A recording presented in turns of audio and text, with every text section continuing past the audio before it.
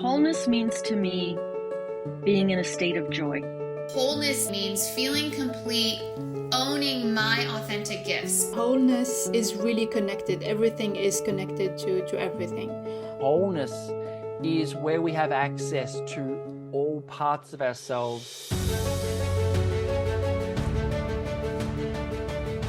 Okay, so I'm using the Raise Your Vibration. We've got like a navy blue theme going on, so thanks for getting that memo, Michelle.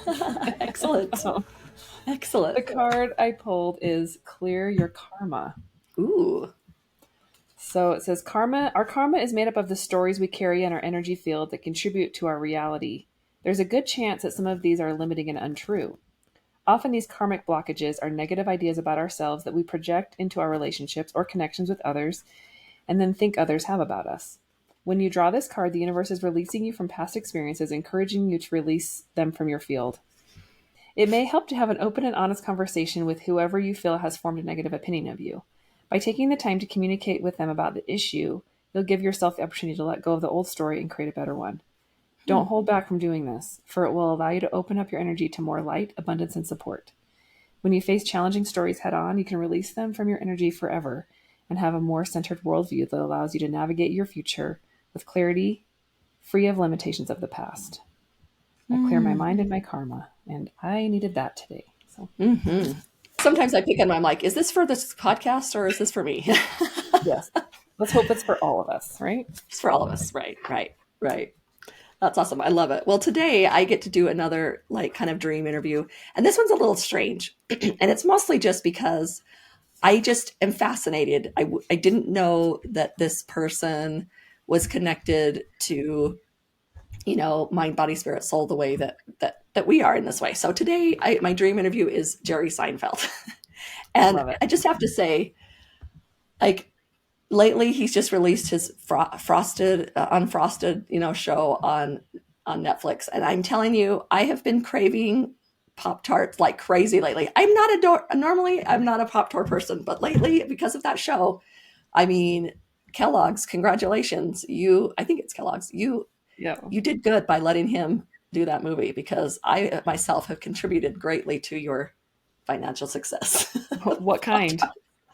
I'm a strawberry girl most of the time, but every once in a while you do one strawberry, and then one like brown sugar. Okay. Both frosted though, right? Frosted, of course. Yeah. Okay. Yeah. Jerry likes the unfrosted ones. I do too. Yeah. Oh, you like it too. I'm like, what you're missing? It's like, that's like a plain donut. I'm good with it. But to each their own. No, it's good. Then we won't have to share. We can each have our own. That's right. Literally have our own. That's right. Well, the reason why I want to interview him is because one of the things he doesn't talk about too much is that he is a daily meditator. He meditates daily. So he started meditating in 1972, long before we ever became famous. Yeah. And this is the thing that I thought it was right. Before I was born. Right. But right. My parents never talked about meditating when I was a kid. Yeah, no. I mean, in the 70s, no, you had to have been totally weird, and I don't think he really had I don't think he really had hippie parents.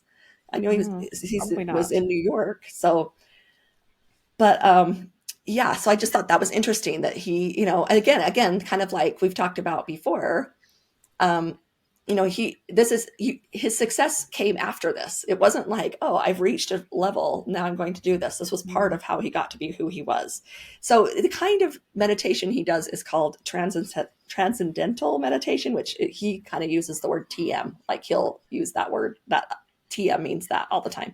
And he follows David Lynch, is like the kind of the teacher that taught him transcendental meditation. So yeah, his little guru. And so according to David Lynch, TM is a simple, natural, effortless technique practiced 20 minutes twice a day while sitting comfortably with your eyes closed. It is not a religion, a philosophy, or a lifestyle. It allows the active thinking mind to settle inward, to experience a natural, calm, peaceful level of awareness. During TM, the body enjoys a profoundly rejuvenating rest while the brain functions with significantly greater coherence. So that's kind of the introduction. In fact, when I looked it up, it looks like Jerry would go and kind of help David Lynch do, he went and did some stand-up for him a couple times. and you can watch So that. this one isn't, you're not clearing your mind, you're just allowing your mind to process, or are you clearing your mind? I know I couldn't really tell. It sounds like, yeah, it's more of a, so a lot of times there's different, sometimes my meditation is about anytime a thought comes in, you let it go, right? Mm-hmm. Or sometimes there's different. I think this one is more about like kind of a mantra or just kind of a relaxation. Like it's just letting it go. So we need to do more research, because I didn't know that this was, I only learned in researching for this that he had a particular kind of meditation. I didn't even think about that, so there's much to learn about this, but I think it's just kind of, yeah, it's just taking some time to settle down, and maybe it's a mantra. I mean, I've heard in other places they said it's a mantra. On the David Lynch, I didn't see that, so I don't know, I'm not sure. But what Jerry says, as a stand-up comic, I can tell you my entire life is concentration fatigue. He said, whether it's writing or performing, my brain and my body, which is the same thing, are constantly hitting the wall. And if you have TM in your hip pocket, you're Columbus with a compass, he says. And I thought that was fascinating. He says he tries to practice it twice a day, or anytime he feels like he's dipping. He'll do some meditation. And he was on a Howard Stern interview, and they were talking about meditating. It was kind of a really interesting conversation. But he said in that interview, he said, I'll tell you my biggest regret. I didn't know the importance of morning TM or during the Seinfeld days. If I had 2 TMs per day back then, I would still be doing the show. He's like, I didn't have enough energy. So back then, apparently he was just doing it once a day, and says, if I had been doing 2, we'd still be going. Like he, and the thing that intrigues me about Jerry Seinfeld is, if you've watched any of his like comedians in cars getting coffee, like he is just usually just this even tone. He doesn't, I mean, in comparison to other comedians, it's kind of funny because he laughs at what they have to say, but he's not putting on a show. He's very relaxed. He's very optimistic, very kind, just very go with the flow. And, he's one of the, first of all, comedians usually supposed to be, like hamming it up all the time. And he really likes the art of comedy. And that's, if you watch those shows, Yes. he enjoys talking with the comedians about the art of it. And I've just been, as I've watched him and just seen him, I'm just always interested at how he remains himself. He doesn't try and change himself to be who he's interviewing. He's not trying to be the center of attention necessarily. He really is just, and if you see the Unfrosted, it's like, hey, I kind of want to do this thing. Come be with me. And like everybody is invited. Yeah. Jeez. They're all invited. And in fact, I heard when they were filming that, you're on the job, it's stressful, and things were getting heated. And he's the one that wrote it, directed it, and they said at one point, he said, you guys, this is a movie about Pop-Tarts, and even himself, like, I mean, I don't care what the movie's about. There's some stress involved, but he maintains this level, this optimism, this level of like seeing the bigger picture. And I would assume that he is able to do that because of his meditation practice, which I think is just something I would love to learn more about. Because you wouldn't think a comedian meditates, right? Well, and as you were talking about him, I kind of got the vision of him being like a puzzle piece. Like, and if like you've listened to his comedy, like before Seinfeld, the episode, he's talking about stuff that all of us experience. Yes. Like, I remember him talking about the curly hair in the shower at the hotel, and you're just sitting there like splashing water on it, hoping it doesn't touch you. And like, we've all experienced that. Like, and he can just do it in a way that's not like, I don't know, he's just like joining our lives together, and he's not taking over. It's just finding a place to settle in, right in with wherever he's at, whoever he's with. And maybe the meditation has given that opportunity to find his place that way. But yeah, he's really good at just finding, I don't know, is it just finding commonalities with people, or just seeing the human condition and finding ways to make it funny? That's what I think people really love about him, is that he's just looking at the normal world. And I mean, comedians do that. He just does it in a little bit of a different way. Yeah. It's really dry. Yeah. His is very, he's very observant of the human condition, and he's not like making fun of it. He's bringing you into the story with him. He's like, you know what I'm talking about, and you're like, yeah, I know what you're talking about. And we were able to see him live a couple of years back, and it was just, it's just to see, you can see how much he loves the journey, the art again of the comedy. You know, like some of his very first joke he told, when we saw him live, I'm like, I know that. I've heard that somewhere. And it's the very first joke he's ever told on the Seinfeld at the beginning, you know, the first few seasons, well, first 5 or 6 seasons of Seinfeld, he would be up in front of doing some stand-up comedy, you know, at the beginning of that show. And it's the very first joke he ever told on there was the very first joke he told live how many years later, you know, I think it was 2022 we went and saw him. And I just think that, you know, it's like to me, it's like not that he doesn't have new information. It's like, that's a good joke. And it was all about, hey, you're out. Everybody wants to be out. And then when you're out, you're like, I've got to be home. Or, you know, like and it's like, yeah, you're right. Everybody got dressed up. Everybody looks so nice. You know, you came here to be, you know, he was just funny. He was just funny.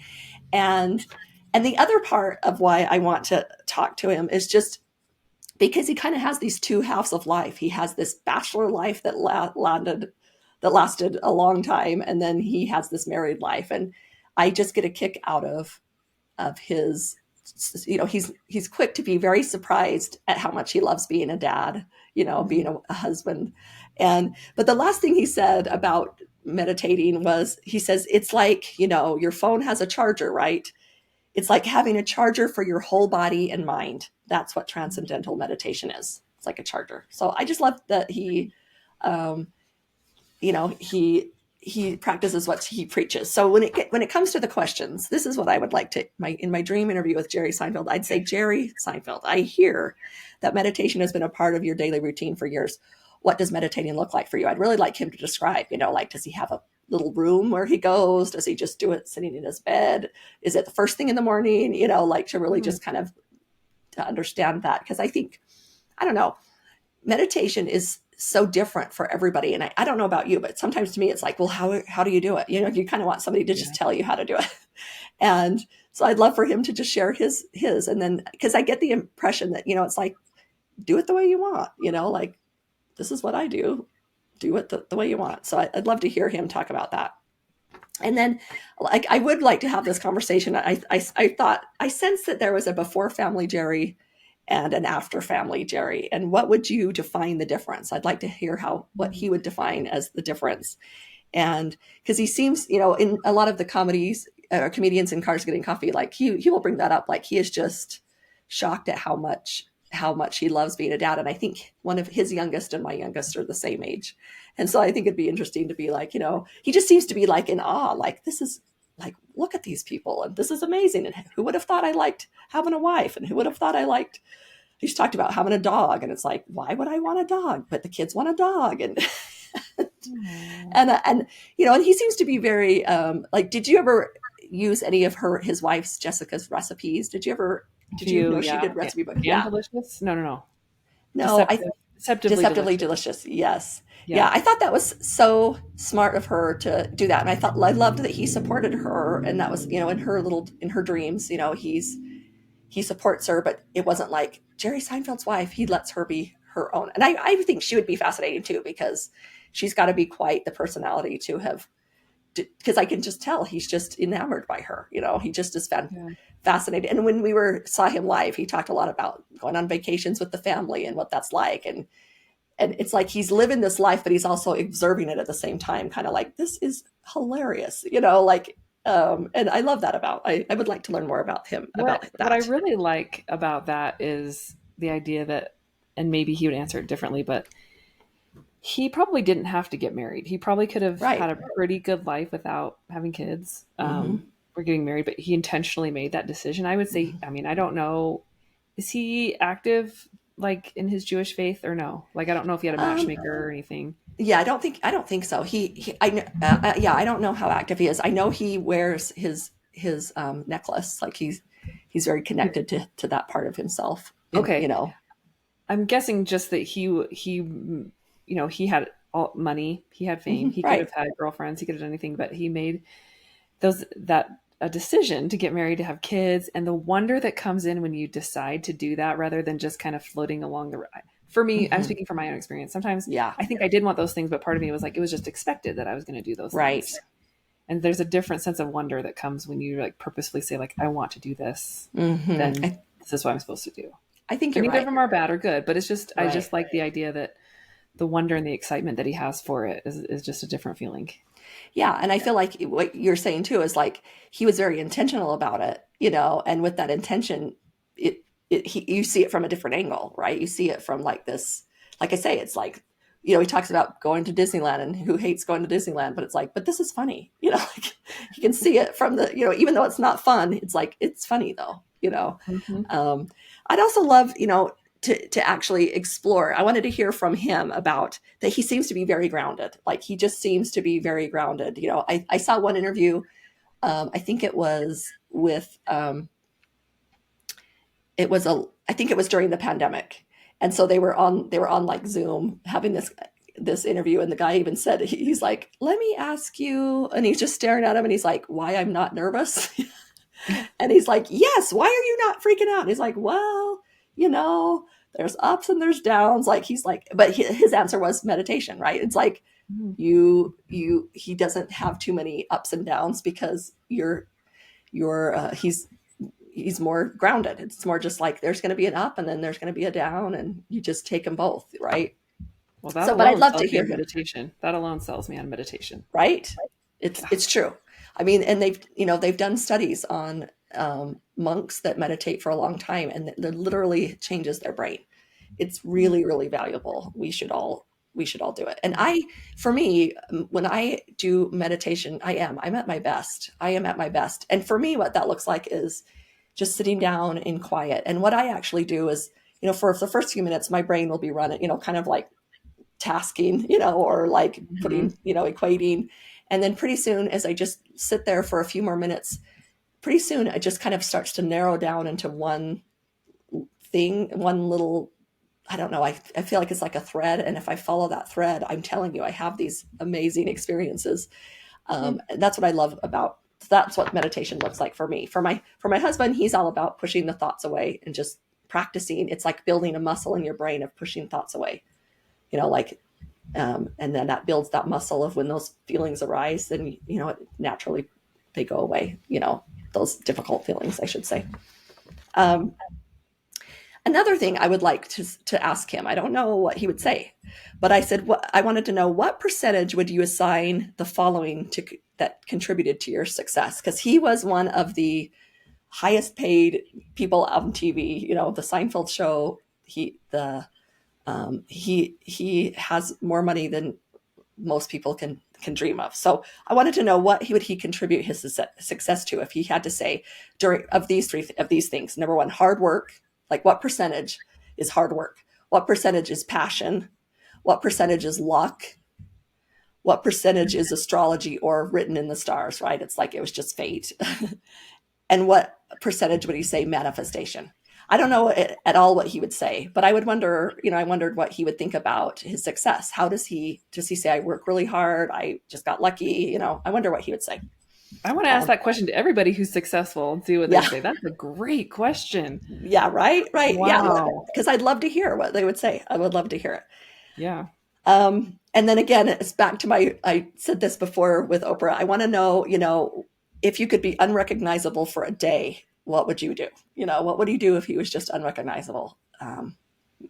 See what he says. I wonder if he would be like, I'd like to go. I would guess maybe it'd be like, I'd like to go to like his comedy, like his, and do some stand-up comedy, you know, because he talks about back in the day, you know, you had those days, those sets, you know, that were just great. And you'd walk away feeling like $1 million. And you'd have those sets that were just, you know, the worst. And supposedly he has kept every single piece of paper that he has written. He uses like, in fact, I'll try and I got to link it in the notes because he did like a GQ, like my 10 most favorite things. And this is when I was watching that video and I was like, I want to interview him because he's just so zen about his life. He's like, I really like a pen, like this big pen, you know, like it's just things that are meaningful to him are just so simple.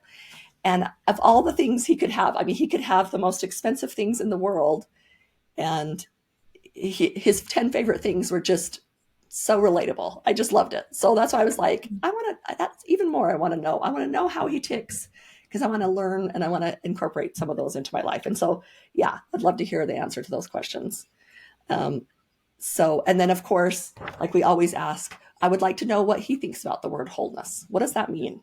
I think everybody has a different take on that. And some people might even say, I don't like it.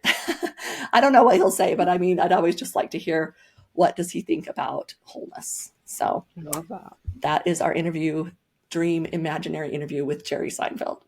Before we go, what's your favorite Seinfeld episode? I'm telling you, okay, secrets allowed. I probably watch Seinfeld every single day of my life, because sometimes when I can't fall asleep, Seinfeld just moves from, it has those big dun dun dun dun, but there's no really beginning or end to the show, so they can kind of go on. And I've watched them so many times that they just, I know it's kind of happening and I'll fall asleep. But I'm telling you, I mean, there's just too many. My favorite ones, like I love The Opposite. I mean, The Opposite is the Junior Mint.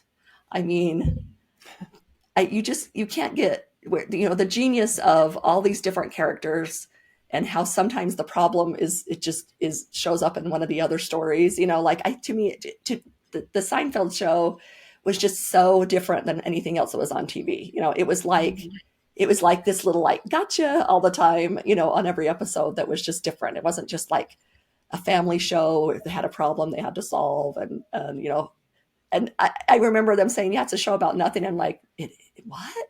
And then you're right, it is about nothing. A show about nothing. But I love it.